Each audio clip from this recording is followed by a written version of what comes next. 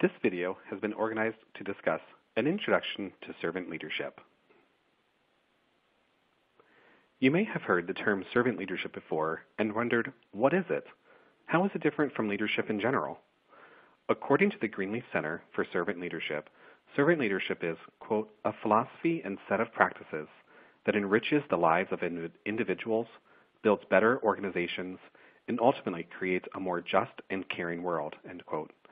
Servant leadership is a concept that has been around for decades, and it was first introduced by Robert Greenleaf, who is known as the founder of servant leadership.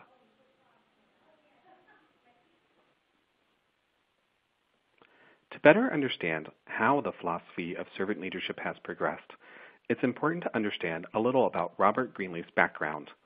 Robert Greenleaf was born in 1904 in Terre Haute, Indiana, during a time when the city was immersed in the Industrial Revolution. His father was a mechanic and machinist who was also very active in his community. Greenleaf stated in his final published work that his father was his original model for what it means to be a servant leader. Growing up, Robert Greenleaf attended an engineering school in Terre Haute and then went to college in Minnesota, where he graduated with a math degree and immediately got a job with AKPsi, one of the largest organizations in the world. Listening to a teacher, he believed large institutions did not do a good job of serving individuals or their communities, so he made it his mission to not be influenced by the ideas of big businesses.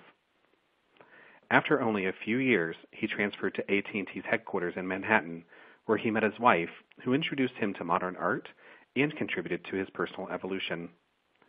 He quickly was promoted through the ranks at AT&T and contributed greatly to the company, including originating the world's first corporate assessment center, promoting some of the first females and African Americans to non-menial positions, and creating programs to expose rising leaders to the humanities.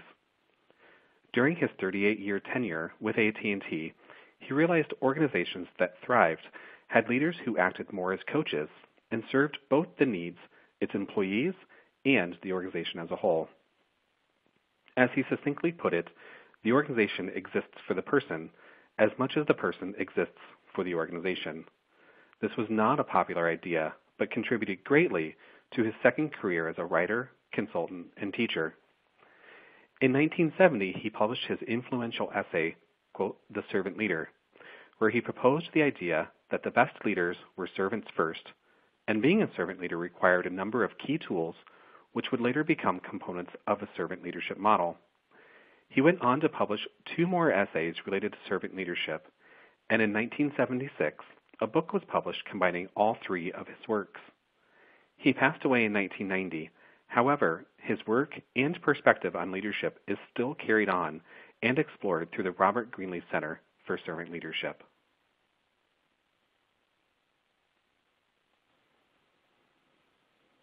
As the leading organization for servant leadership, the Greenleaf Center for Servant Leadership continues to promote Robert Greenleaf's work through their mission to, quote, advance the awareness, understanding, and practice of servant leadership by individuals and organizations. Their model of servant leadership is used throughout their educational programs and is a compilation of Robert Greenleaf's beliefs and views on what it takes to be a servant leader. The model starts in the center with the desire to serve. This comes from Greenleaf directly, as he wrote it in his first essay that, quote, the servant leader is servant first. It begins with the natural feeling that one wants to serve first. This concept is crucial to servant leadership, that without that natural feeling and desire to serve, you cannot be a true servant leader. Once you have that desire, it is a conscious choice which inspires you to lead. The model expands outward and demonstrates the different competencies you need depending on how you are serving. These are the key tools which Greenleaf believed all of the best leaders had, including listening, persuasion, foresight, and alignment, among others.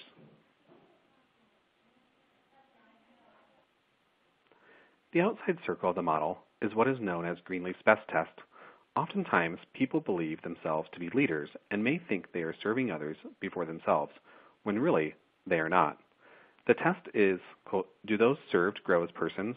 Do they, while being served, become healthier, wiser, freer, more autonomous, more likely themselves to become servants? And what is the effect on the least privileged in society?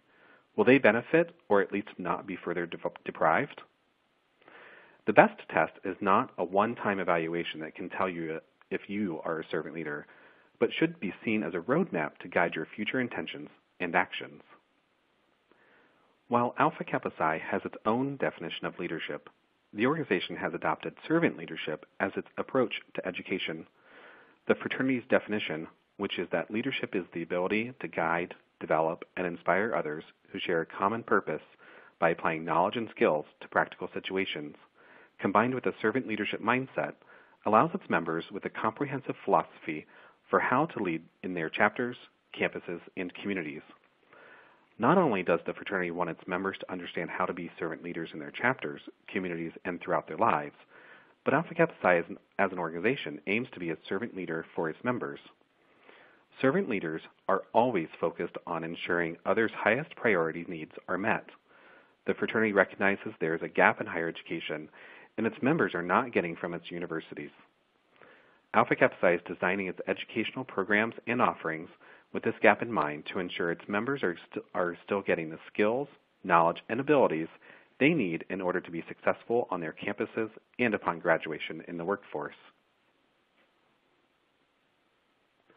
To learn more about servant leadership, visit our Servant Leadership Pinterest board for additional resources. Thank you for listening to this program. If you have ideas for future webinar or e-learning topics or suggestions to improve this program, please email education@akpsi.org.